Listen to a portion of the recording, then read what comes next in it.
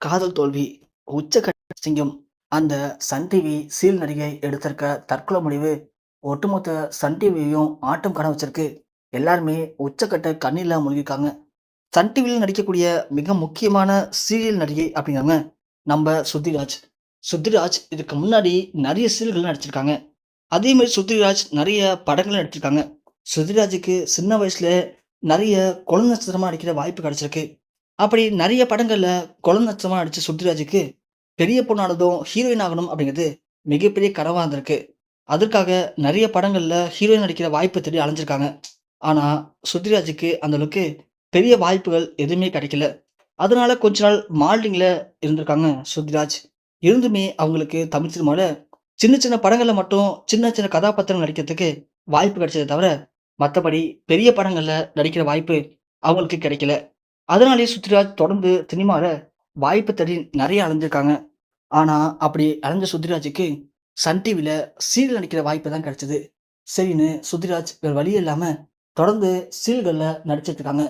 அப்படி சுத்திராஜ் நடிச்ச நெறைய சீரியல்கள் சன் டிவில நல்ல ஒரு வரவேற்பும் பெற்றிருக்கு. சுத்திராஜ் கடைசியா சன் டிவில தென்றல் அப்படிங்கிற சீரியல் நடித்திருப்பாங்க. கிட்டத்தட்ட ஒரு 3 வருடம் சீரியல் சன் டிவில பயங்கர ஒரு வெற்றிகரமா போணுச்சு.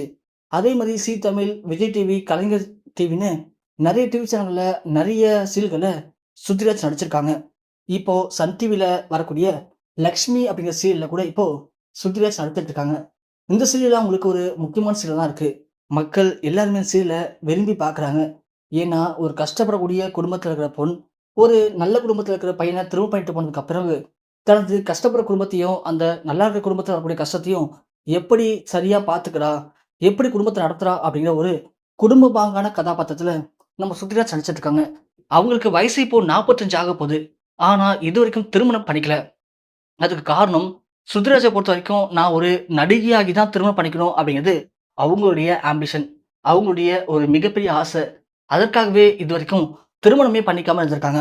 ஆனா, இந்த சீரியல் நடிக்கும்போது, இந்த சீரியல்ல இயக்கக்கூடிய இயக்குனருக்கும், அவங்களுக்கும் காதல் ஏற்பட்டிருக்கு. ஆரம்பத்தில நட்பா பழகியிருக்காங்க. அப்புறம் 2 பேருக்கும் காதல் ஏற்பட்டு, இவங்க 2 பேரும் திருமணம் பண்ணிக்கலாம் அப்படின்னு முடிவும் எடுத்திருக்காங்க. ஆரம்பத்தில சுருதிராஜ் இதுக்கு ஒத்து வரல. ஆனா, அந்த இயக்குனர் ரொம்ப ஃபோர்ஸ் பண்ணி தான் சுருதிராஜ ஒத்துக்க வச்சிருக்காரு.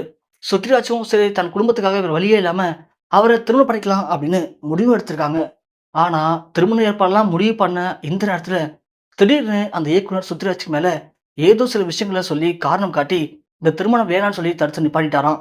அது சுருதிராஜுக்கு பயங்கர மன உளைச்சல் ஏற்படுத்தியிருக்கு. ஸோ நான் பாட்டுக்கு சகலன் தானே இருந்தேன்.